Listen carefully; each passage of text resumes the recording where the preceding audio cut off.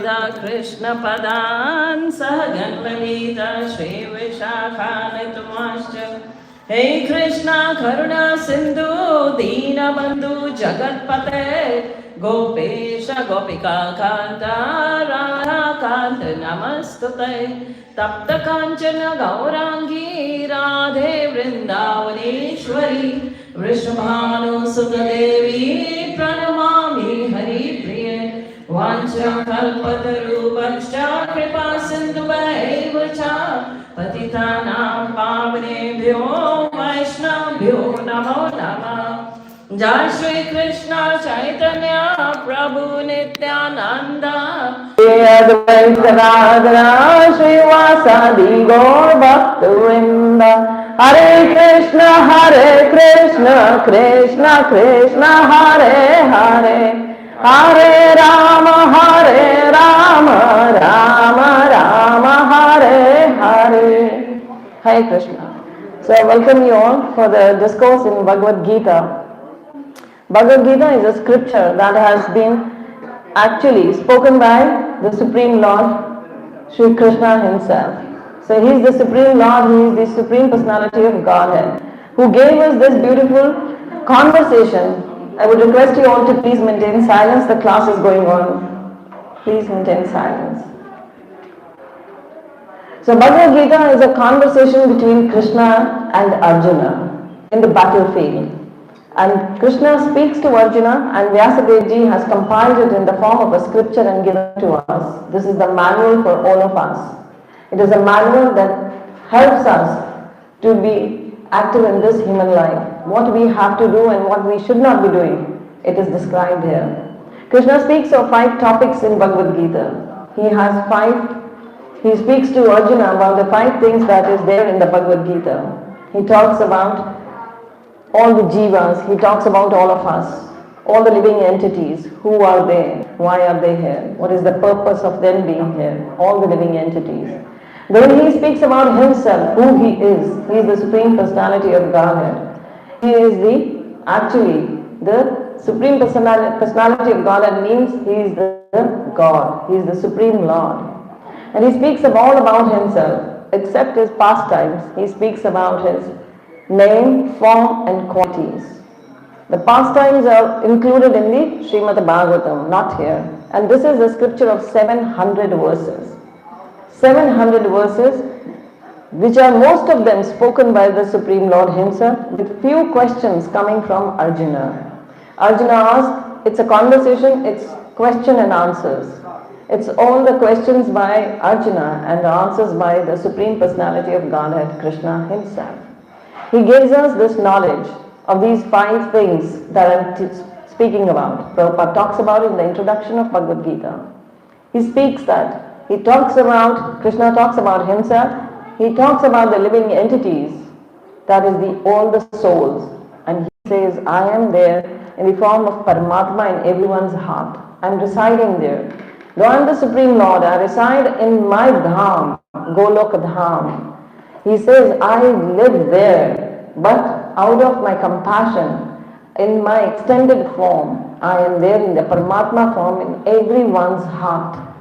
I know what everyone is doing, I'm just a witness there. I see everything what's happening. And then third thing he talks about it, the 3 modes of material nature. We all know mode of goodness, mode of passion, mode of ignorance. He talks about these 3 modes of material nature that rule over the material world. We all are actually captured by them. We are all under them. We are working under the influence of the 3 modes of material nature. And then, thank you. Hare Krishna. Hare Krishna. Hare Krishna.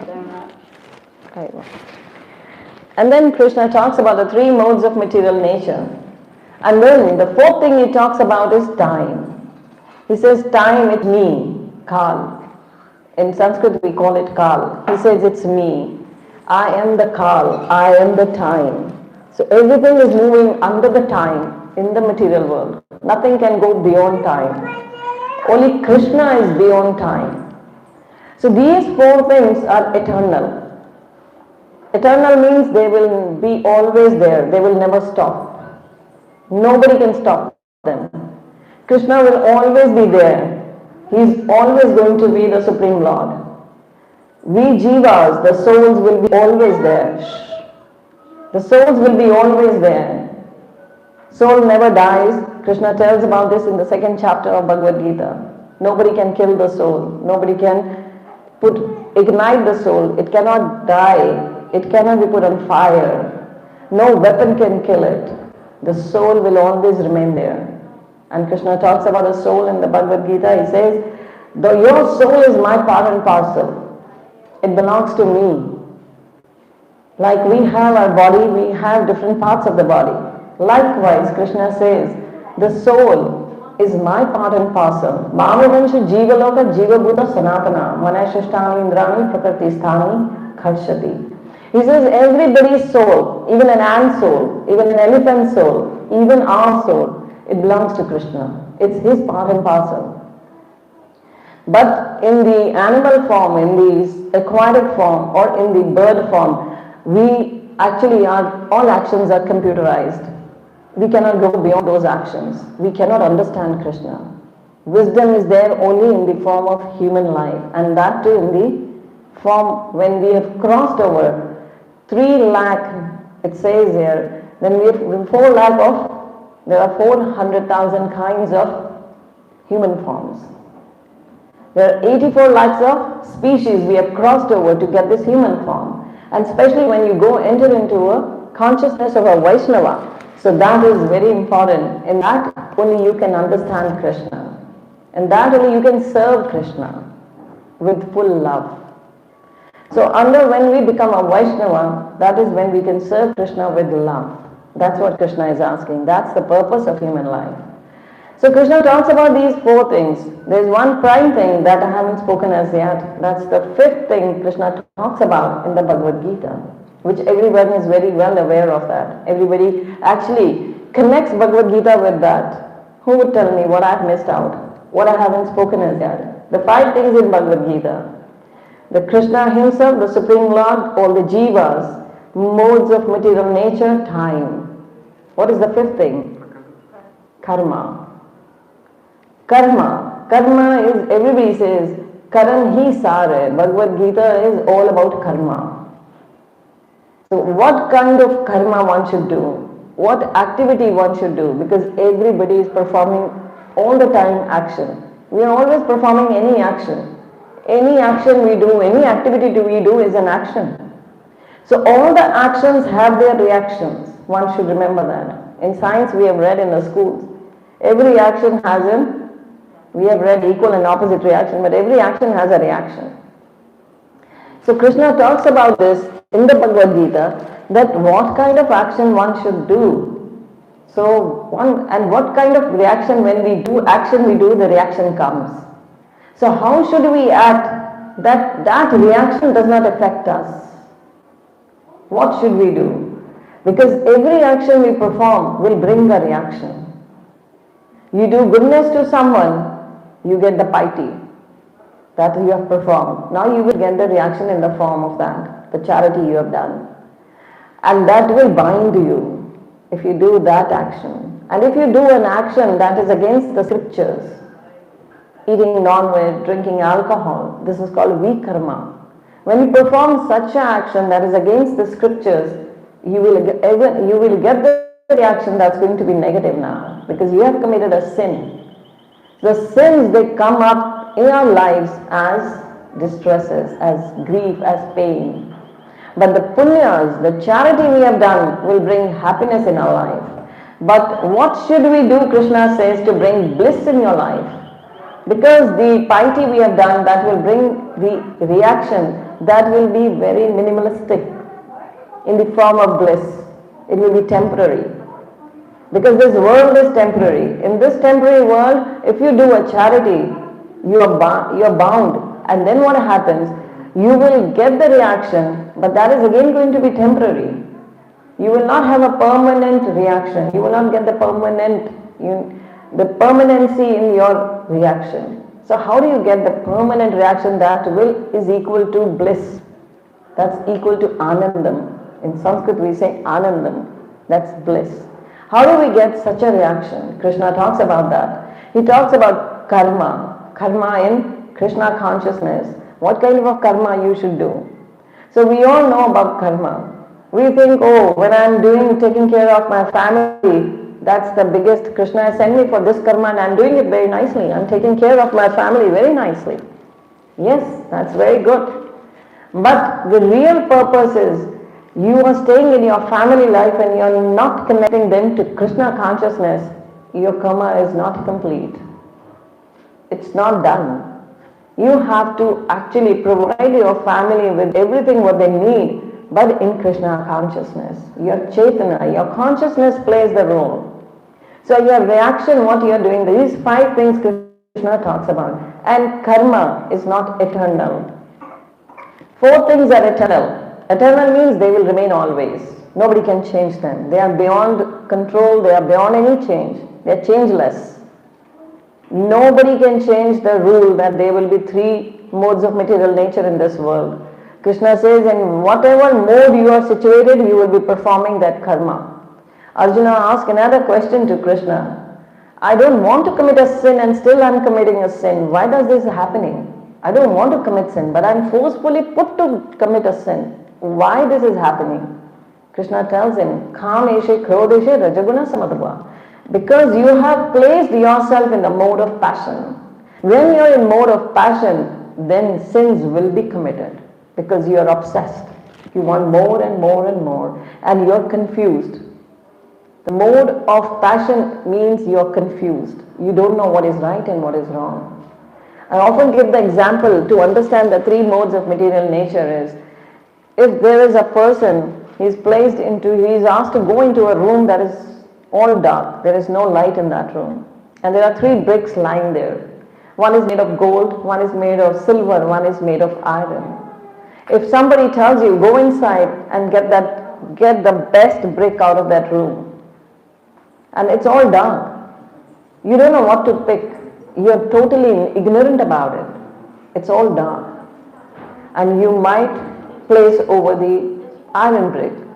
So there is when there is a light that is blinking inside that room and somebody is asked to go inside and get another brick out, the best brick again. He goes inside and the light is blinking. Sometimes the gold is silver is shining like gold and iron is shining like silver. He's confused what to do, which one to pick up.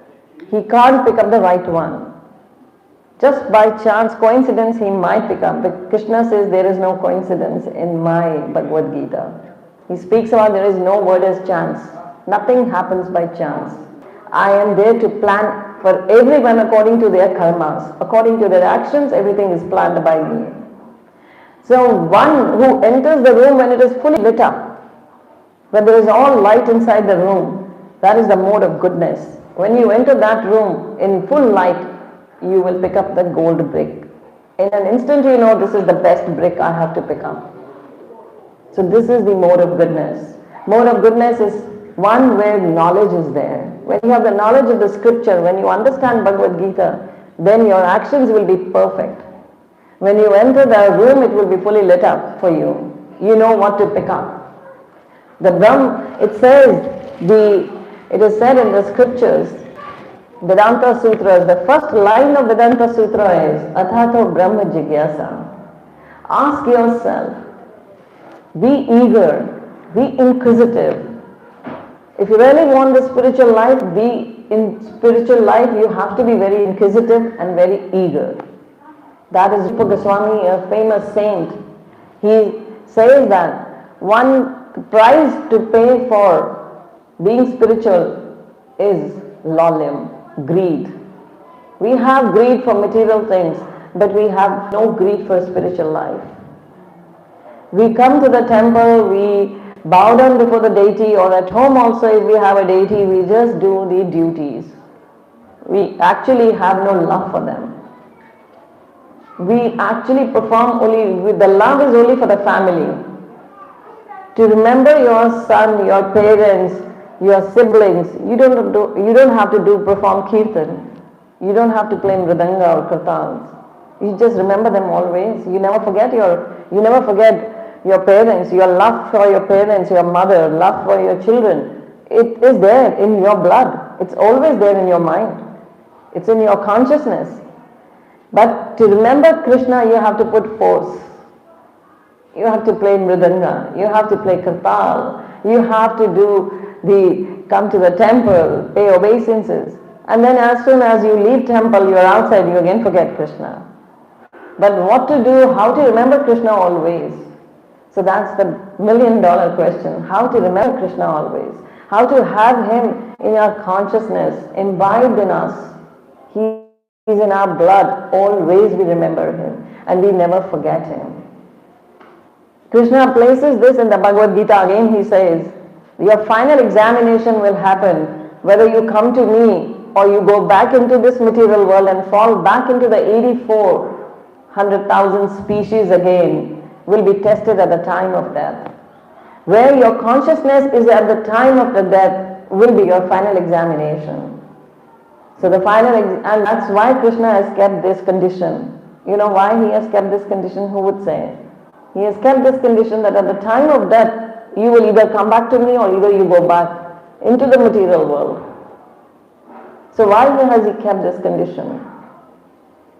Why he has said this? He has said this because he wants us to remember him always and never forget him, like we do with our family. He becomes the head of the family. When we get connected to Krishna, he becomes the head of the family. Now he is your family and he is the only family. It says in the scriptures, in the Bhagavatam even, every soul is a she form, it's a bride. And there is only one he, that is Krishna. She is the bride of Krishna. Every soul, whether it's born in a male body or a female body, all are females. There is only one male and that's Krishna. So everybody has to go back, that's our home, back to Godhead. Going back to Krishna is the purpose of human life. There is no other bigger purpose we have. So we are very fortunate that Srila Prabhupada has given us these beautiful temples, these beautiful places where we all get together and we chant the holy name and we actually follow the process of going back to Godhead.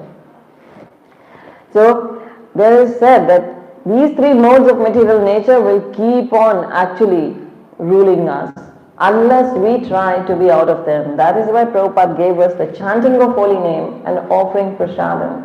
So when we offer prasadam, the bhoga we offer and it becomes prasad. So what does it mean? That it is now we will be situated in Vishuddha Sattva. That is the beyond the mode of goodness. So those who live in the material world, they will be entangled in the three modes of material nature. But as soon as you are situated in the Vishuddha Sattva, that is the Vasudeva state of mind, that is beyond the mode of goodness even, when you offer all your actions to Krishna, when you are offering everything to Krishna and it is coming back to you as the prasad, as the mercy. Prasadam means mercy.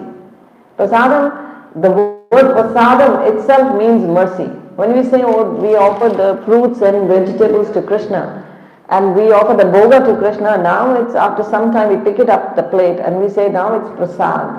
The prasad means Krishna has actually showered his mercy upon us now. He's given this for us to relish now.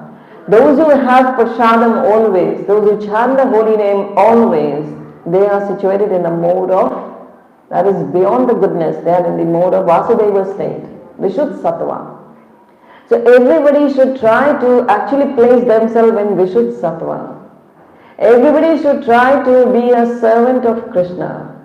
That's Krishna says, I am the owner, I belong, everything belongs to me. Aham sarvasya prabho mata sarvam purvatata iti matvam bhajanta mama buddhibhava samanavita. So he says, everything belongs to me, you belong to me. You are my part and parcel. So you means your soul. He's not talking about our gross body.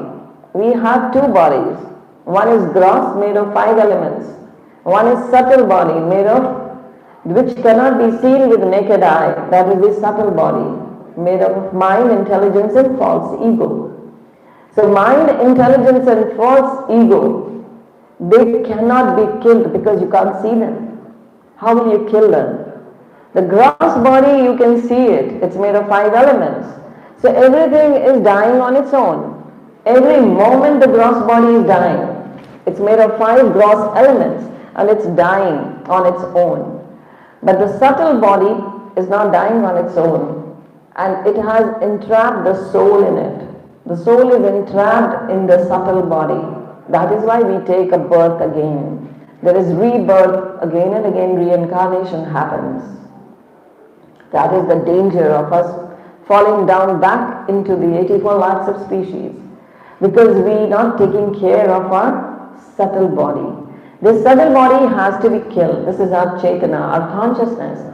So when we chant the holy name, when we eat prasadam, our consciousness changes. There is a shift in the consciousness. So the material world, we actually come out of the material world into the spiritual world. We step into the spiritual world by the mercy of a spiritual master.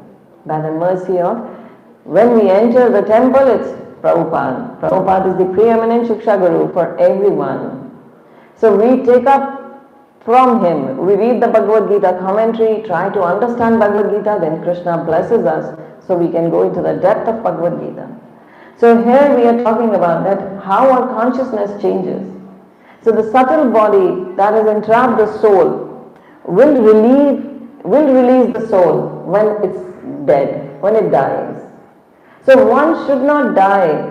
It says spiritual death. The subtle body has to be killed. One should never die a spiritual death. One should always remain awake and awaken his consciousness. So you shift your consciousness towards Krishna. So how does Krishna help us? Actually, how he invades our consciousness. He invades our consciousness through the blessings of the spiritual master. That is how Krishna reveals himself. So here we are talking about how we are part and parcel of Krishna. So being a part and parcel of Krishna means serving Krishna. Those who don't serve Krishna, they are actually, they will remain the part and parcel of Krishna, but they are not doing their duty. Likewise, we have this hand, we have legs. So the role of this arm is to serve my body. If this arm does not serve my body, then what does it become? It becomes too heavy for me to carry. You have seen people, those who get a stroke, when they get a brain stroke or something like that, they are unable to actually, they can't lift a finger, they can't lift their hand. The hand becomes too heavy for them. They just drag it along. It's not no use to them. We feel pity over them. They are in extreme pain at that time. Likewise, Krishna says, you all are my part and parcel. All these souls are my part and parcel. You all belong to me. So the role of every soul is to serve Krishna. If they don't serve Krishna, they are just a burden on Krishna. Krishna doesn't like them. Krishna says, I have no enemies, no friends. It's not that I dislike some or I like some, but I love my devotees. Here he says that. He says, I love my devotees. Bhaktya mama janati. My devotees can know me. No one else can know me. Only my devotees know me. So this is how Krishna is impartial as well, but partial as well. When the war is happening in Kurukshetra, he says, I will not pick up any weapon. But when he says, I will not pick up any weapon and I'll just be a charioteer in the Kurukshetra war, what happens then? When he's in the war, Bhishma Pitama has taken a vow that I will force Krishna to pick up a weapon. But then Krishna is Supreme Lord. He keeps his word and yet he breaks his word. He did not pick up a weapon when Arjuna is attacked by the volley of arrows. He is attacked by the volley of arrows coming from Bhishma Pitama. Now Krishna, he descends the charioteer. He descends the chariot and picks up the wheel of the chariot as the weapon and he throws it at Bhishma Pitama. He saves, he protects his devotee. Yet he did not pick up any weapon. Yet this was a weapon for him. He can make anything. He appears as nothing there. He keeps all the vows, everything that has been given by Brahmaji to Hiranyakashipu. He doesn't go beyond that. And yet he comes in the form of a half lion and half man, and he protects again his devotee Prahlad. So this is how Krishna is. He blesses, he protects his devotees. He is very dear to his devotees, and because devotees are very dear to him, and he is dear to the devotees. So when Krishna is dear to us, it is understood that we are very dear to him also. If you really love Krishna and you serve Krishna, then you should understand it's Krishna actually who is bringing you to him because he loves you. He is giving you the opportunity to serve because he is loving you. That is why you are loving him. That is why you are serving him. That should be very simple, with simplicity and sincerity. Krishna loves, what he loves in us is sincerity and simplicity. He doesn't like people who are very manipulative. He doesn't like people who are fake, who are not truth, those who don't follow truth. He doesn't like them. He doesn't like liars at all. He loves only the sincere people who are very simple and sincere. Those who are very simple and sincere will actually achieve Krishna's prema. Others will just be busy in manipulating things and they will come back again and again into this material world that is full of agony and pain. This material world is nothing, but it's full of agony and pain. Krishna tells Arjuna very clearly, this world is ashashvatam anityam. This is temporary world and it's impure. It's totally impure. There is no love and affection in this world. The people, those who are engaged in this world, they are just living a fake life. We all know it. When you go to meet your relatives or your friends, you just ask them, how are you? They always say, oh, I'm fine. Nobody is fine. You just say one thing to them of your problem. You just start sharing your problem, they will come up with huge amount of problems. Then how you say, I'm fine? Nobody is fine. Everybody has got something or the other on their mind. They have stress. That is why the Bhagavad Gita was spoken at a place that is full of stress. Who sings? This is a celestial song. Who can sing a song when the war is going on? Nobody can sing a song there. But Krishna sings a song. He sings it for his devotee. He's singing a song. He's so relaxed. And he is actually giving this to relax his own devotee, Arjuna. Arjuna is full of depression. He says, I don't want to fight. I don't want this war. He simply ends the war before even starting the war. He announces, I don't want to fight. He keeps away his bow and arrow. And there Krishna is actually making him so that he surrenders.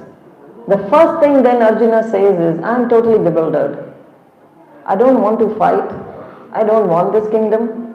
I don't want to kill my own brothers. Kauravas are my brothers. They are my cousins. I don't want to kill them. I don't want to kill my guru. I don't want to fight against Bhishma Pitama. I just cannot understand what to do. I am totally bewildered. I am totally confused.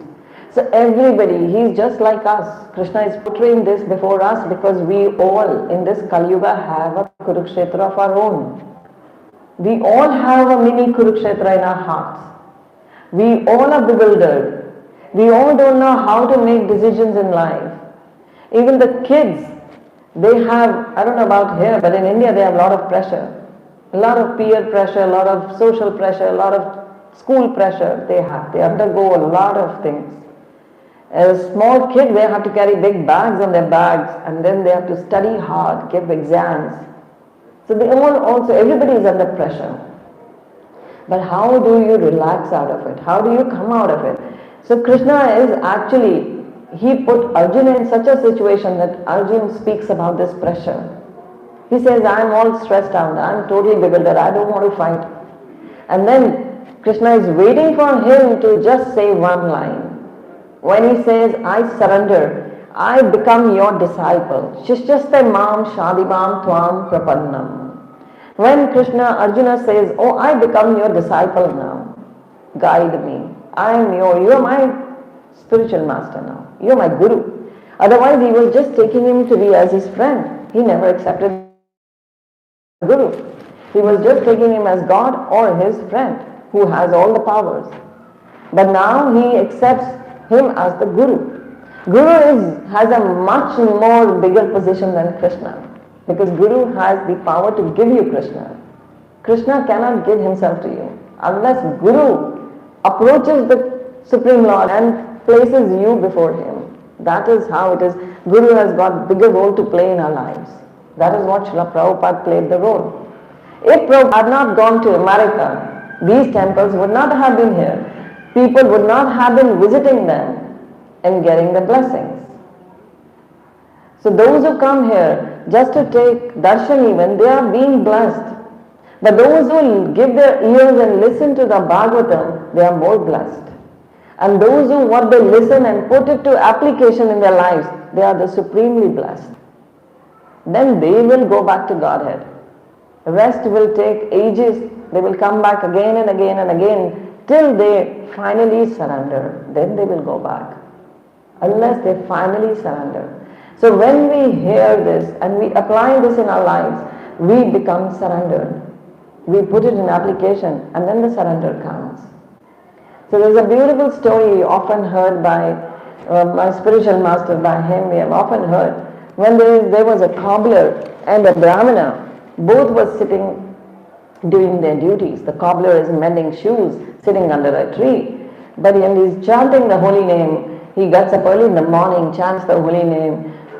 While making the shoes also, he's singing the glories of Krishna. He's just chanting and he's following everything. Like his consciousness is very pure. But then there's another brahmana who is more ritualistic, who does his puja archana every day in the morning. He shows his agarbatti, shows the diya, everything. But at heart he is not pure. At heart his consciousness is not into Krishna.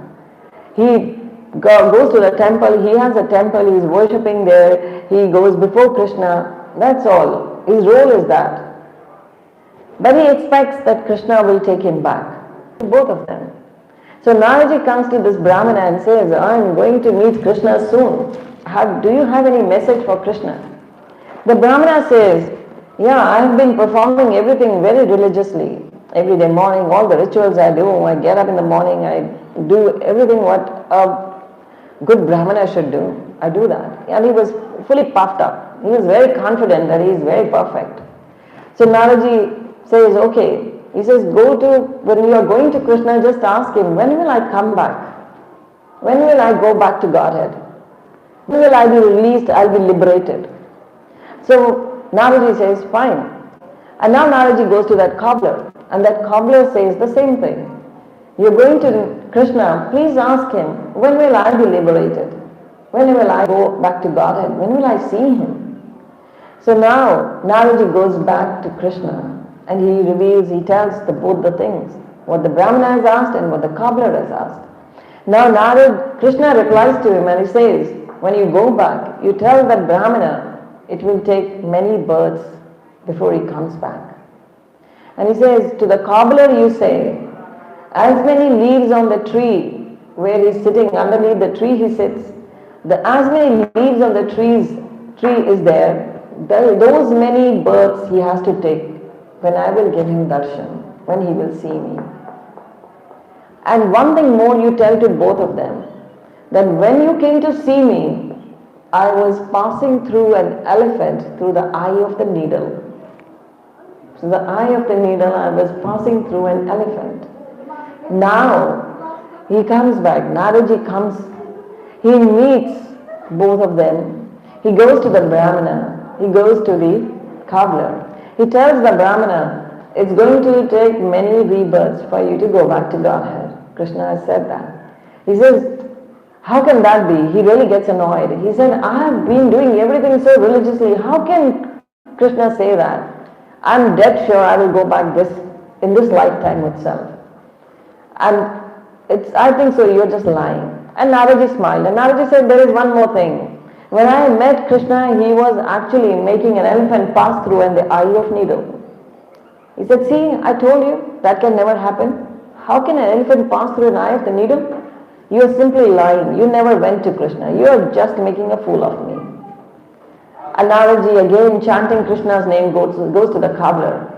And the cobbler says, he tells the cobbler, the leaves on the tree underneath which you are sitting, Krishna will give you, he will come to you, he will give you darshan.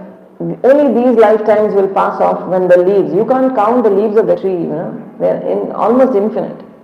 But that cobbler starts jumping with joy. And he says, oh my God, Krishna will come to me. He'll give darshan, he remembers me. He says he will come. I'm so happy. These births will just go away. In fraction of moments only they will go away because Krishna is going to come. He's going to give darshan. And Naraji says the same thing.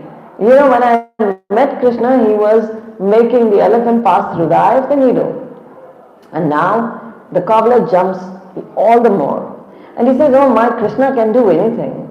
He is all the supreme. He can do anything. When he can put this huge tree in small seed, what else can he not do? He can easily pass an elephant through the eye of the needle. Everything is possible for Krishna. My Krishna is so great. And he was glorifying Krishna. And what happened? Krishna appeared immediately. Krishna appeared before the cobbler. And Naraji is speaking to Krishna. He says, oh, you told me you will not give him darshan till he has these many births. But you appear now and you have actually made me a liar. And Krishna smiles and says, you see, the way his faith is, he has the staunch faith in me. This cobbler really loves me. He is glorifying me. He's got so much firm faith in me. He's not at all bewildered. So how could I not come and give darshan to him? So this is how Krishna is. He actually reveals himself according to our faith in him. Our faith in the spiritual master, because spiritual master gives us the instructions to what to do and what not to do. So when we follow the instructions, then Krishna actually reveals himself. That's why he comes and he gives darshan to all his devotees. So this is how Krishna is. It's all the matter of your faith, it's all the matter of your sincerity and the simplicity of your heart. That attracts Krishna. He doesn't like the puffed up people.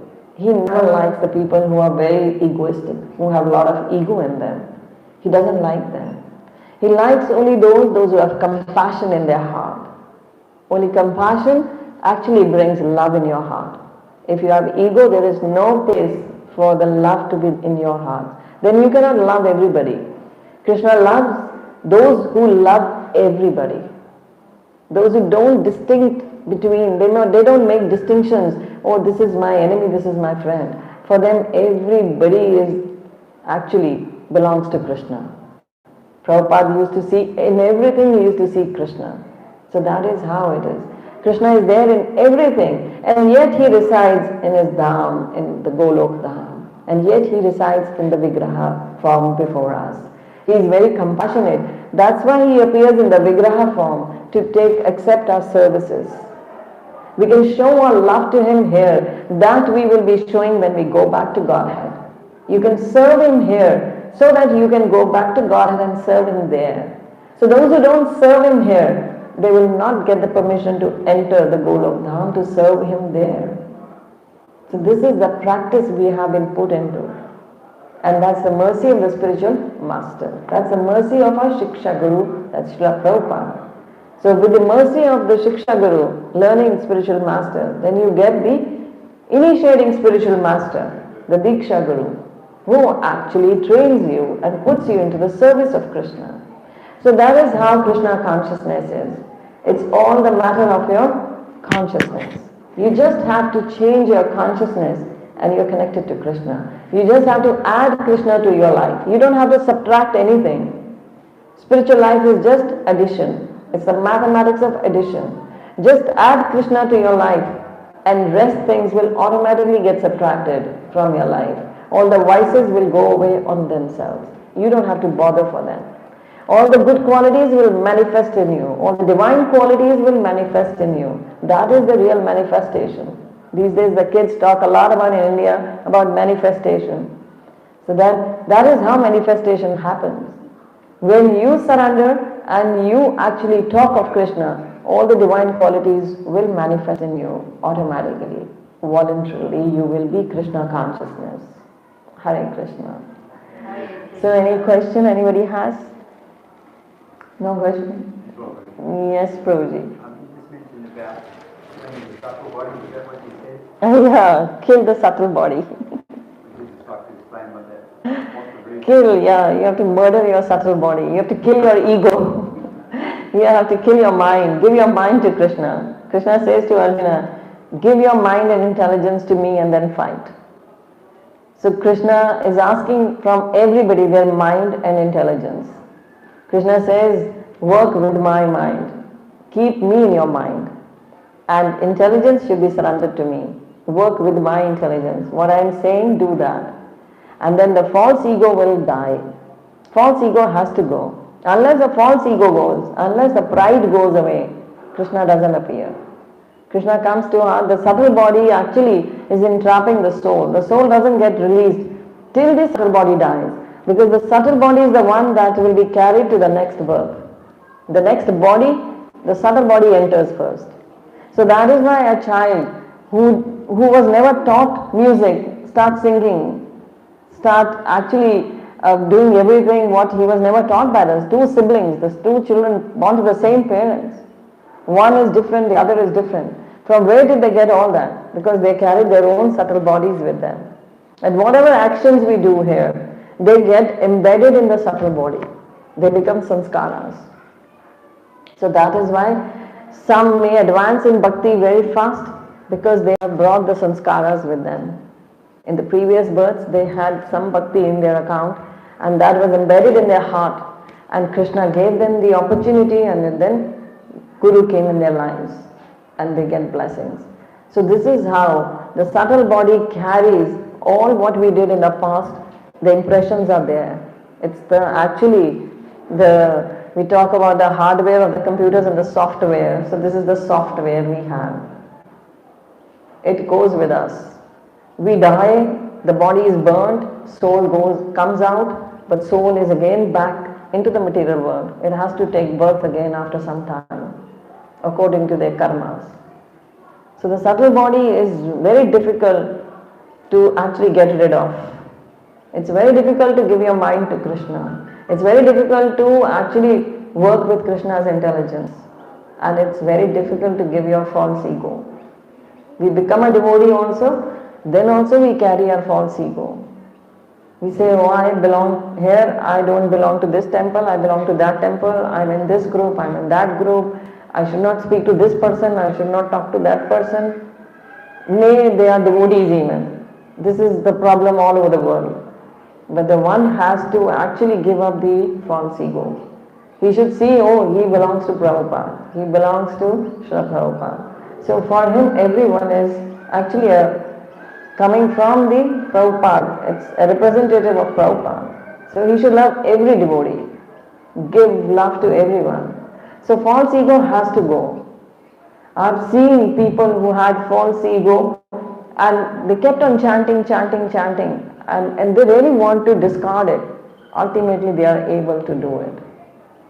Because Krishna helps them. Krishna helps those who help themselves.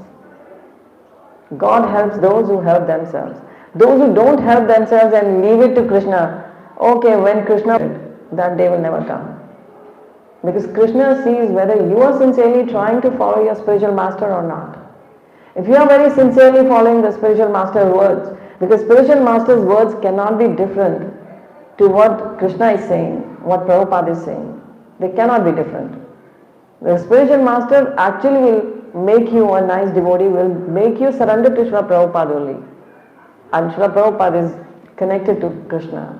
So the channel is right. If the channel is right, you will reach there. So you have to kill the subtle body. That is your endeavor. Total our own effort. It cannot be, but the gross body dies on its own. We don't have to put an effort. It's dying every time, every moment it's dying. So we don't have to put any effort. It will die on its own. Its time is fixed. The day we were born, back counting started. Our day was fixed, the day we will last breathe. The moment we will last breathe, it's already fixed. It is written by the Munis and all. Even when we go to the south of India, there is Agastha Muni. They follow the followers of Agastha Muni, the son of Brahma. They do the Nadi Shastra. They have those palm leaves on which it's written the name, your name, my name. You can find that out with a thumbprint. They say that. You just send your thumbprint and they take out your Nadi. They take out your connection. And Agastha Muni wrote it 5,000 years, many thousands of years back he wrote that this man will be born here and his name will be so, his parents' name will be so, and he will be like this, he will be acting like this, doing this, his age will be this, everything. That means they knew. And Nadi says that it is also destined the year of your age in which you will come to Nadi. If early you go or later you go, you cannot find your Nadi. It's a particular stipulated time when you will go there. That even Agastha Muni knew. You find your what? Your date. He will actually, it says there, like I am 62 now. So when I was in my 30s, I tried to get my Nadi done. I wanted to know my Nadi. But when I gave my thumb impression, they could not find it. They said, we can't find yours. This thumb impression we can't find in the Nadi. But when I tried in age of 62, it just came to me. Some devotee talked and I said, let's try. And I sent my thumb impression back again and he said, yes, it's there. It says that at the age of 62, you will come and you will find it. And I found it. I don't know how correct it is, but they say that. Yes, Agastha Muni had this. He had been blessed that he could foresee everything. Thousands and hundreds of years he could foresee who will come and who will go, who will be there on this planet. So like that we have a Bhrigu Shastra also. So many things are there. So these sages, they are not ordinary people. They were born to Brahmaji, coming from Krishna themselves. They are all part and parcel of Krishna. So likewise the subtle body has to die, has to be killed. Gross body will die on its own. So unless the subtle body dies, our soul doesn't get released, liberated. It doesn't get. We're going to our samskaras, we'll be getting the next body. So we don't want a body. We just want to go back. I hope I answered. Yes, Prabhu. I've seen you earlier. The Sydney Temple. Sydney Temple. All right.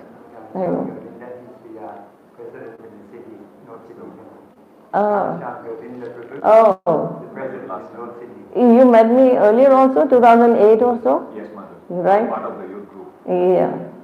And last time you said that you became full-time when you met me there. After that you became full-time. Yes, mother. Hare. Welcome. Yes, Prabhu. You mentioned that we have compassion in our heart. We become dear to Krishna. How to increase the compassion? Compassion. We have to actually follow in the footsteps, not imitate, but follow in the footsteps of our acharyas. See how they live their lives, totally surrendered, full of humility, taking everything and serving their spiritual master. Bhaktisiddhanta Saraswati Thakur was served by Prabhupada. So Prabhupada's humility, Prabhupada's surrender, actually he had brought that compassion in him that made him travel at the age of 69 to the Western countries. Otherwise he was all happy sitting there in Vrindavan. But he did not accept that and he traveled. Because his promise, only one thing was that promise to the spiritual master. And that brought the compassion in him. Because he was not thinking maybe, I don't know, but the preachers are said to be the most compassionate. So for me, I don't think I'm that compassionate, but for me there is only one goal, to serve my spiritual master, to serve his instruction. Because he said, you must be an international preacher, you must become. So I just wanted to serve him, I just wanted to please him. I just wanted to see that smile on him. So likewise, Prabhupada also wanted to serve his spiritual master, and that compassion came. So it's the blessings of the spiritual master. And because otherwise we have a very hard heart, It's not that soft. But when you want to please Guru Maharaj, when you want to please your spiritual master, Krishna really develops that compassion in your heart. That wherever you travel, you feel the love coming to you, the reciprocation coming. And that reciprocation actually made me travel again and again, Whenever I travel back, whenever I'm here, like any part of the world, in the mid of like after 10, 15 days, I really say, let's go back, it's not too much, let's go back. It's so much of hardship, always changing homes, staying with some devotee. Always you get some problem or the other. Of course, at home you are the king, in your home you are a king.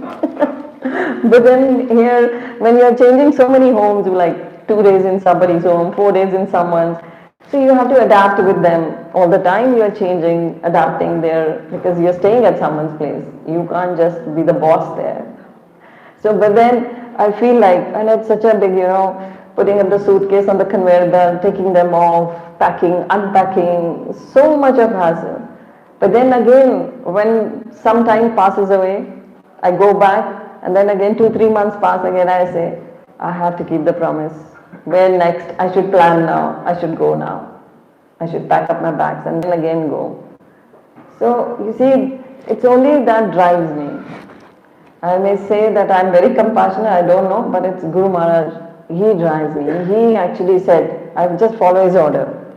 So when I've seen that, when we just follow the order, Krishna is pleased. Krishna gives the results. Guru Maharaj said, Radhika Krpa, I want you to do 1000 Bhagavatam sets. Last time I must have told you that. So we did last time 800 Bhagavatam sets. This year I said to myself, if we can do 800, so why can't we do 1000? So let's all plan to do 1000. And then I gave this slogan to my team. I said, let's make a flyer. Is bar 1008 ke par. Let's make that flyer. Let's go beyond 1008. And then I started seeking blessings from all the Vaishnavas whom I met. I was in Florida for Sadhu Sangha in June, in the month of May. I was in US preaching. So I went to Florida to take the blessings. There were Radhanath Maharaj. I said, please bless me, Maharaj. Vesisika Prabhu, I said, please bless me, his wife. And then Bibi Govind Maharaj, Indradaman Maharaj, Shivram Maharaj. So I was seeking blessings from all of them. I said, please bless so that I can fulfill the desire of my spiritual master.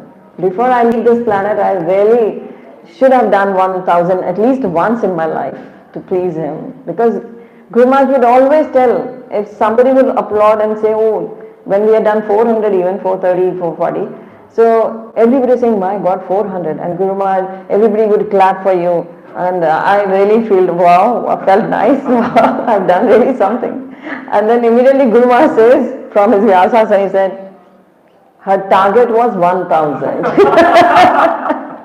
And I said, my God, he really put a bucket of water on it. And I said, yes, my target is 1000, I'm way behind 1000. And this year, you won't believe it, we did 1108 Bhagavatam sets. We went really across 1008. And in the last nearly, when the marathon was ending, in the 3rd or 4th week, like 5 weeks we get, in the 3rd week, it came out we had done just 700. And I was thinking it's going to be very shameful, when the whole world will say they were seeking blessings from everybody and still they could not do it.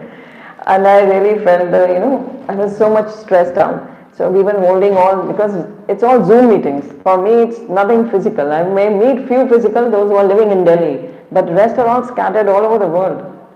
So we were having Zoom meetings with them, actually pushing them, pumping them that they should approach people again, go to their near and dear ones, go to their extended friends.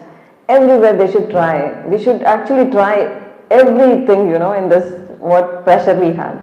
So, and then I came out with another, this thing with them. I said, I'd already told them, put on your targets on, because we are given targets to all. Like some were given 80, some 100, some 50, some took 30. So I said, targets, and place them on the altar before the picture of Guru Maharaj. So mostly they are disciples of Guru Maharaj. So I said, put the picture there, put the target in front of the picture of Guru Maharaj and Prabhupada, and the Parampara, of course. And I said, pray to it very hard. Sincerely pray to Guru Maharaj to bless you to achieve your target. The blessings, if you will seek his blessing, I'm sure you will be able to do it. And you won't believe the magic that happened. they all did this, what I said. And they prayed very sincerely. Everybody was trying very sincerely with me. So they prayed and they said it happened. Those people who were saying that they were actually not picking up their calls earlier because they knew they were going to ask money for, or they were going to ask, do a Bhagavatam with us, sponsor one, or get one for yourself. So they were avoiding them. So now after praying, after putting up their targets back on the altar, and they're praying hard to Guru Maharaj, they said there was, whenever they called, they used to pick up the call on the first bell. And they would say, oh, we were waiting, we were looking for you. Please send the link and we will do the needful. We did 150 Bhagavatams in one day. And it was that we were going across, we went across 1000 and I was in Pushkar.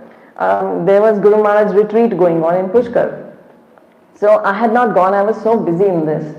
So everybody from the Pushkar, they called me up. I was speaking to Mogalina, I was speaking to Rishi Kumar Prabhu, and they said, where are you? I said, I'm in Delhi doing the marathon. He said, why don't you come here? We are glorifying Guru Maharaj, you must come and speak here. I said, okay, I'm coming tomorrow morning. So we drove down immediately, early in the morning, we drove from Pushkar, 6-hour drive, we reached there. And when I reached there and I was supposed to speak on the stage, I went and started speaking. At the same time, what happened, we had crossed 1000. I came to know. But I never disclosed in my group. I said, if I disclose, they will all stop. Let them do. And I will disclose later. And then Amogalila tells it on the mic. And they were all watching me there on the TV, on the YouTube. And they all came to know that we had crossed 1000. But then also, the momentum kept on building and we stopped at 1108 Bhagavatam sets. So this is how the miracles happen. This is how then Rishi Kumar Prabhu said, Guru Maharaj is still blessing from his samadhi. I said, yes, he's blessing us from his samadhi. He knew that we all want to do and we want to really do it for him, and he has actually done it for us. So we sometimes feel, oh, Guru Maharaj has given this target, but it can't happen. It's very impossible. But now I know this has happened, so anything can happen. Anything can happen. So we actually underestimate the power of the spiritual master. One should not underestimate the power of the spiritual master. A spiritual master is fully empowered and he gives you the empowerment. When he orders you, he gives you the empowerment. And that is how one can do it, the things. Even my writing the books, it is all he empowered. I have not done anything. I just did what he said. So if one does what the spiritual master says, everything falls in place. So then you don't have to put in any effort. You don't have to think even. That is actually intelligence going away. That is how you kill your mind and intelligence. Just work with the mind and intelligence of your spiritual master. Because he is not different to, again, the Guru Parampara. He is speaking that only. So we are on the safe hands then. Very good. So your question was this only? Yes, ma'am. How the compassion. Hare Krishna. So we end the session here. Shri Prabhupada ki jai, Shri Radha Gokulananda Bhagwan ki jai, Bhagavad Gita Yatha Roop ki jai, God Premanande, Hari Hari Bo. Hare Krishna, Hari Bo. So I may introduce you to my husband also. This year he has come along with me. That's Rasapriya Prabhu. He's made the temples, you must be knowing, the Rohini temple. Now we are opening up another one on 5th of November. Another beautiful temple coming up in Gurugram. Yeah, that's going to be again a masterpiece in itself. He's the architect and interior designer. Hare Krishna. Shri Prabhupada ki jai. Thank you, Prabhuji. Thank you for inviting. Thank you for letting me speak here. I'm coming here after 17 years. I came in 2008. Yeah, 2008 I came class here. I stayed here overnight. I gave the Bhagavatam class, 2-3 classes I gave. I feel very fortunate then. You were there? No, I've only been here a few days, you see. Oh. So I just happened to come and see you.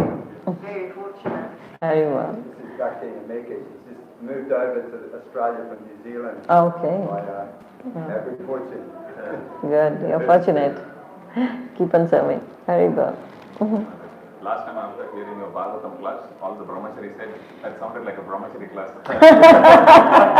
They are very inspired. And they are saying only thing we can hear from Madhav is preach, preach, preach. But we don't get to hear Yes. many preachers actually. That's what everybody, actually, that's the discount I always got. Guru Maharaj would let me sit in the car with they were all saccharine with me. Everywhere, I would be in the car. And he would never object to it. Even with Jayapataka Maharaj also. You won't believe it, we were 5 people sitting, not in a 7-seater car, in a 5-seater car. Jayapataka Maharaj in front, my Prabhu driving, and 4 big men sitting next to me, and I squeezed in out on down there near the gate door. But then no sannyasi ever said, you can go out of the car. They all said, it's fine, you're there. And my Guru Maharaj would say, I will tell you, once a lady said, we want to take you, Maharaj, we want to serve you. So she also felt like she was decided. She said, we also want to take you and drop you to the airport. Like Radhika Krpa does. Krpa said, I don't go with ladies. She says, we have seen you with Radhika Krpa, she's there. And Guru Maharaj looks at me and he says, you advertise a lot. I said, I just kept quiet. Oh, it was really. But then you see, it's been like that. And actually this I have picked up from you said the brahmachari, because it says in the Guru Bani, in the Guru Granth Sahib, it says, Jin liyo bek bairag, tis nar mathe pahage. Those who have really taken this saffron, they have taken this bake, the sannyasis wear a bake. Those who have taken this and become a renunciate, they are most fortunate people in the world. So I often actually joke with my devotee friends, where there is a devotee friend whom I speak my heart out. I said, if it would have been possible, if I would have been a male, I would have been a brahmachari with Guru Maharaj. And I told him this story. There is a story, I know I'm taking a lot of time. No, Madhav, we can still hear. There is a story in Gurbani, in Guru Granth Sahib, and I have a video. My son, he captured it all on the video while I was narrating this katha to Guru Maharaj. I said, Guru Maharaj, I want to give this katha, I want to tell this katha to you. Where Guru Gobind Singh Ji, the 10th Sikh Guru, he had a bodyguard who was a female. She dressed up like a male and she was in the war also like a male only. And there were 40 people, 40 male members of when the war was going on, the Guru ordered them that you have to fight. You 40 will fight thousands of Mughals. And these 40 thought that's sure short death. We don't want to die like that. Our Guru is ordering, but Guru said, you be here, I move to the next. So they got their faith dwindled. They thought the Guru is leaving and he's putting them to death. So what these 40 did, they wrote a letter to their Guru and they said, we don't trust you anymore. We leave. We're going back home. They left the war, they went back home, but their children, their wives, their parents never accepted them. They said, you have actually been a traitor to your Guru. So you're not welcomed at home. Now these 40, they were in a miserable position. They thought, what to do now? Now they want to go back to fight, but they said, how will they face the Guru now? They have written so many things to him. Now they were all sitting in a morose mood. And then this lady, warrior, she comes to them. And she says, I'll take you all 40. Come with me. We will fight the battle. You come with me. And they all 40 went with her. She's called Mai Pago. They went with her. She was a warrior herself. She was dressed up as a man and she was on horseback. She took them all. She took them to the war. All 40 died. She remained there. The leader, when he was dying, the Guru appears. The 10th Sikh Guru who appears there. And he places his head in his lap and he says that, do you have any desire? He says, yes. Please tear off that letter that I sent to you. Then Guru Gobind Singh Ji says, I never said, you said you're not my disciple. I never said I'm your spiritual master. I'm not your spiritual master. I'm still your spiritual master. You are all liberated. You are meant to be liberated. And you all are liberated now. And till today, when in the Gurudwaras, they do the prayers, the final ardas, the final prayer when it is done, they all remember those 40. They don't remember the others, hundreds who died. They remember these 40 are remembered always. That they are the liberated ones. These 40 are the most liberated ones. So that's how I told Guru Maharaj, I want to be that warrior lady with you. I want to always be with you as a bodyguard. And Gurmaj laughed. I have that video. He laughed and he tells my children sitting there, because I do a lot of online preaching I was doing. Wherever he went, they would say, oh, we belong to Radhika Kripa's group. We are from her Zoom session. So Gurmaj tells on that video, it's captured. He's laughing and he says to my children, you know, wherever I go, I meet disciples of your mother. And I simply laughed. So you see, such beautiful moments, no? Actually, they are the most blissful moments of life. Hare Bol. Thank you. Thank you for listening. Hare Krishna. Tomorrow, in the evening, I come to your temple now. But you will be here. Oh. Anyway, Krishna made you meet me here. Hare Bol. So Prabhupada ki jai.